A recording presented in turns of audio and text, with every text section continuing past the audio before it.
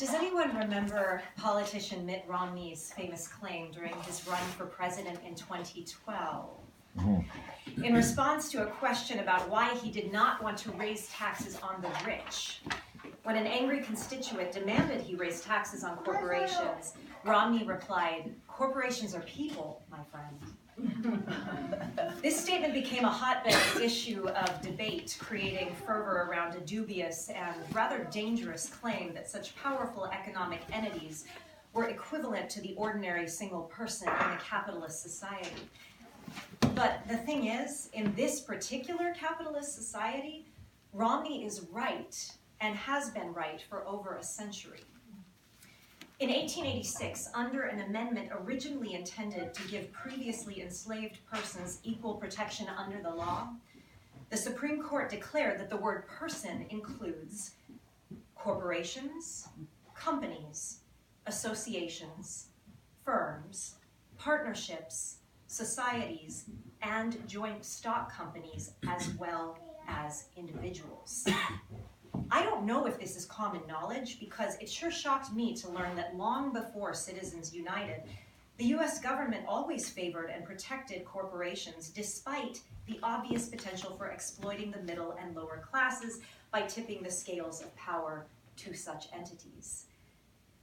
Only near to his death did Abraham Lincoln express the deep fear of what might become of such a society after this decision was made.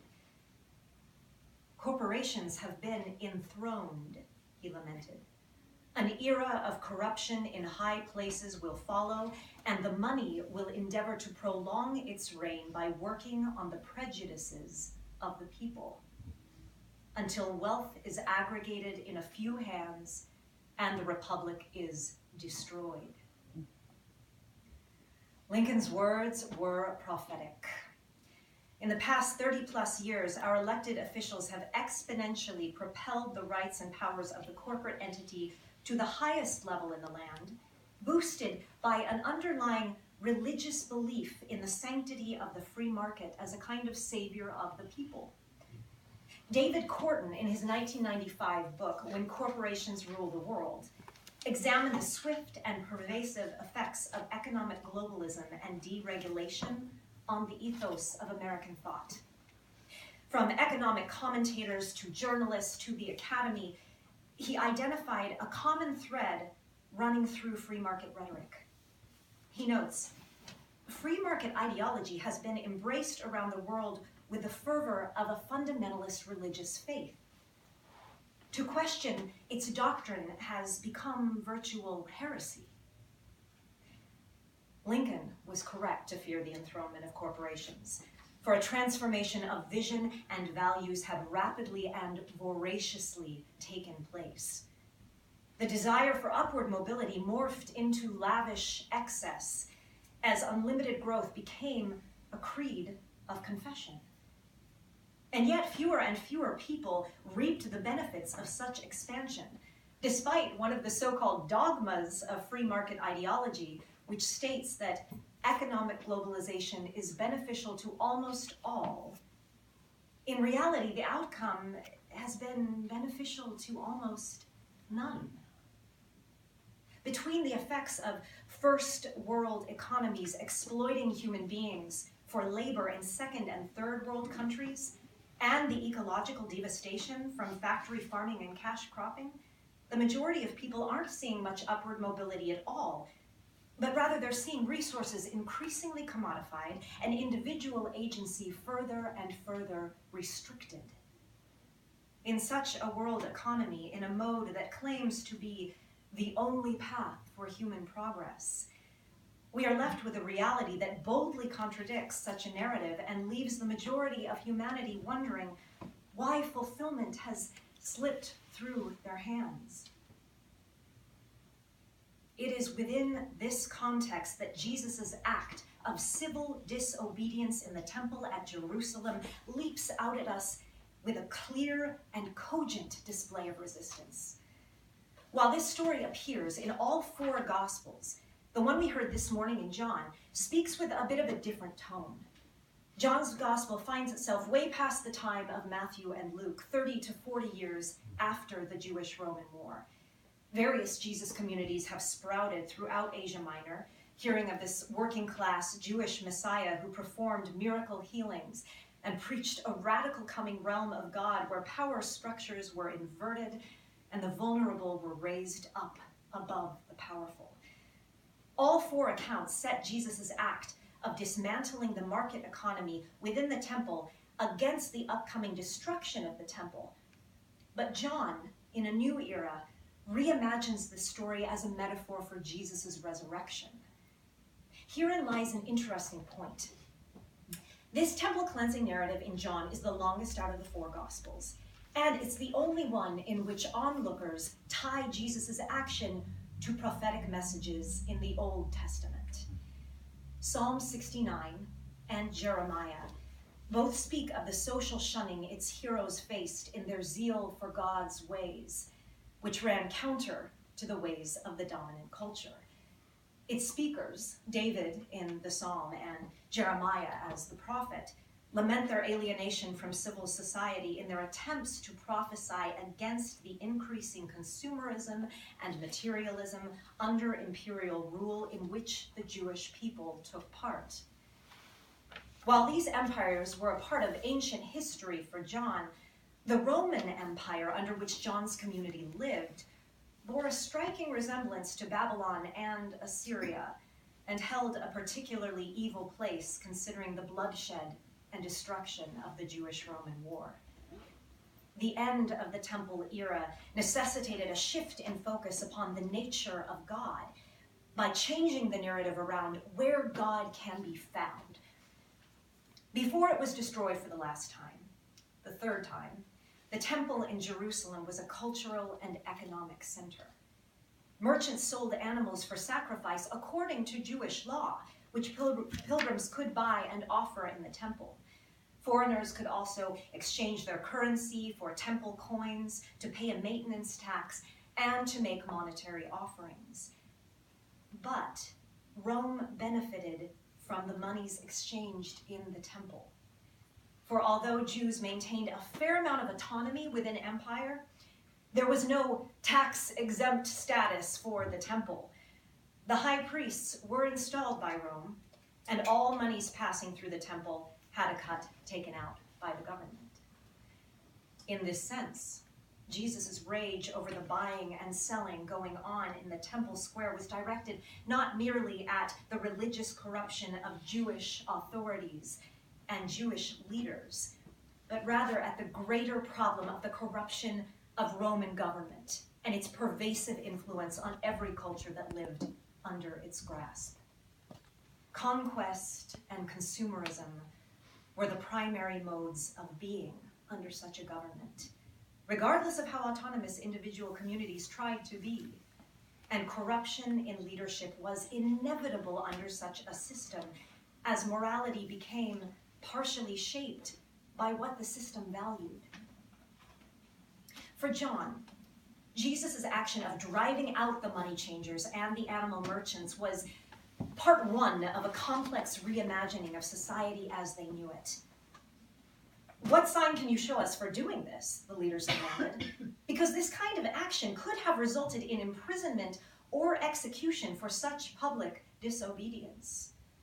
By brazenly challenging to tear down the temple with a claim he would raise it up in 3 days, he was making 2 points about the nature of God in this seeming paradox. Number one, that a physical structure created for God to reside in is by nature contrary to buying and selling in a consumer society. And two, that by reimagining the temple as his body, the kingdom of God is found not in a certain place or by sacrificial acts and ritual, but within a way of life that revives the law so that mercy ultimately triumphs over judgment. What is the alternative to conquest and consumerism in a society where most religions have chosen to accommodate rather than resist? Perhaps it requires a kind of zeal that will say no to that which undermines the flourishing of individuals and the right of each person to live and live well, despite the dominant culture in which capitalism drives our primary value system. What Jesus was doing in the temple, and what we might ask now, is at what point does consumerism become a fetish? At what point have we crossed the line from a necessary trade of goods for the enrichment of human life into a form of idolatry? When we sacrifice the well-being of humans by creating an unnatural and immoral divide between rich and poor, we are subsequently destroying the authenticity of our spiritual life as well. What we now romantically describe as Jesus cleansing the temple really had the cultural equivalent of walking into the New York Stock Exchange and shutting it down. The thing is, just as it wasn't exploitative to have a marketplace in the temple, neither do we view the stock market as evil by nature.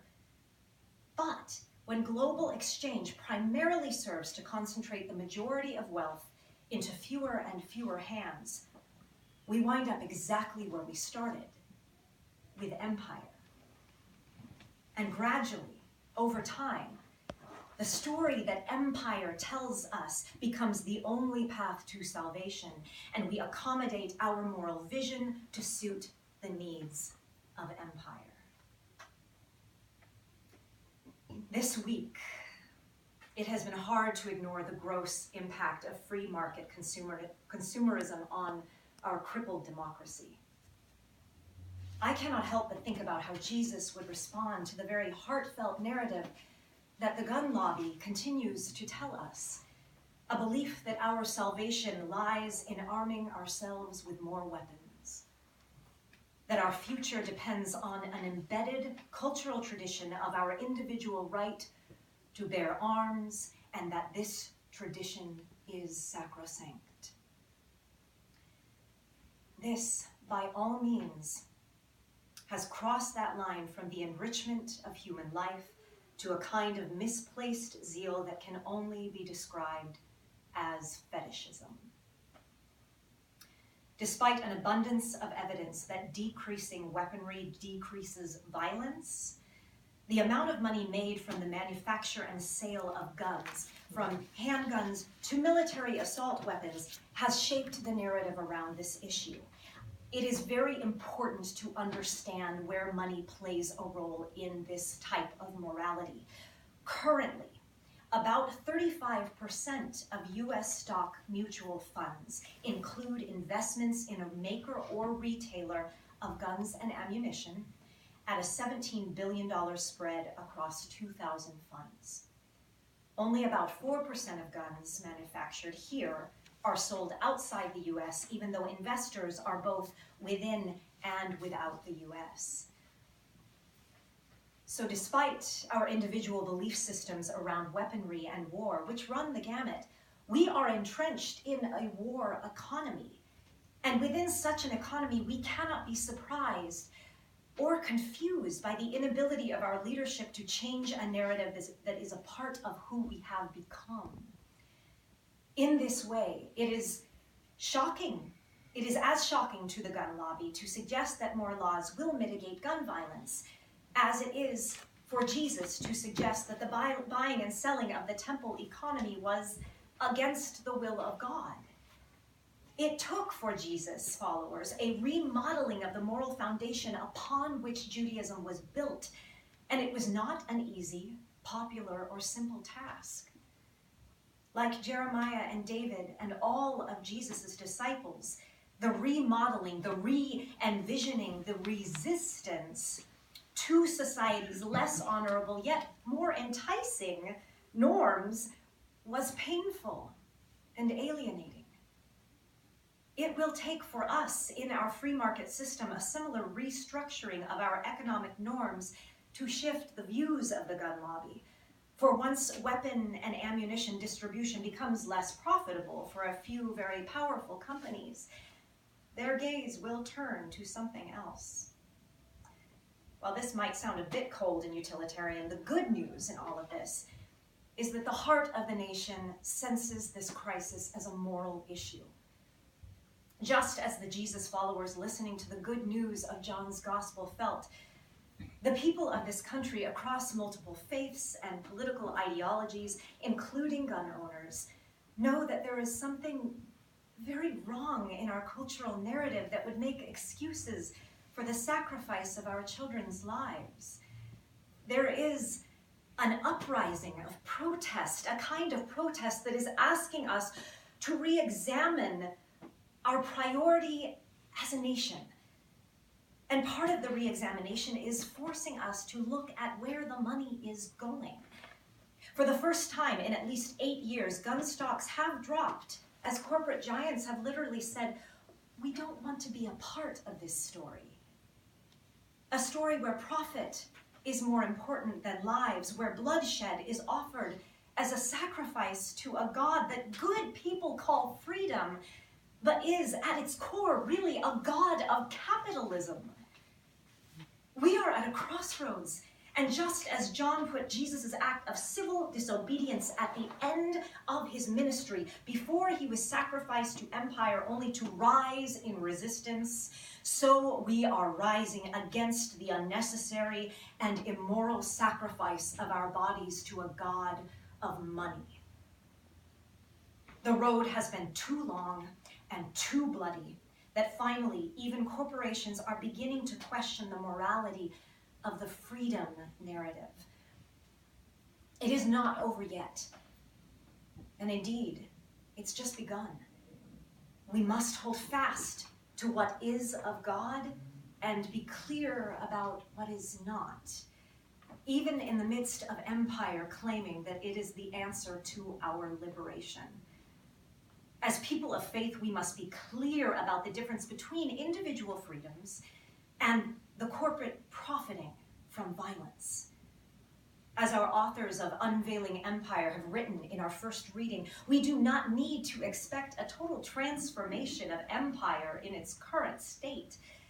We need to create a new Jerusalem amidst empire as an alternative to being totally swallowed up by it. We saw Jesus do it, starting with the temple, and on through the ages, from followers across the globe who would not stand to be swallowed up by empire. It takes the kind of zeal that disrupts the status quo, the kind of moral tenacity that refuses to bow down to what is not of God. So we call, we write, we vote, and we divest. This is how we create the new Jerusalem. This is how we usher in the already present realm of God in the midst of a world economy that is not consonant with this realm. This is our work. And as we move toward the season of Passover and Easter, may we never forget that this is the legacy that we are called to continue. May God make it so. Amen. Amen.